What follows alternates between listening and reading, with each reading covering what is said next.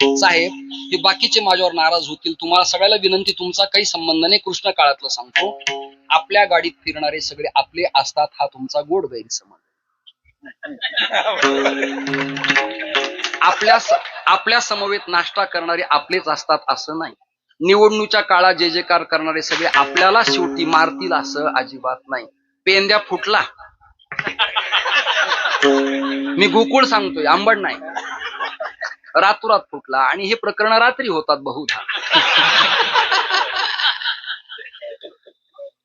अंगदेशाचा राजा कर्ण शकुनीनं रात्रीच अभिषिक्त केला होता.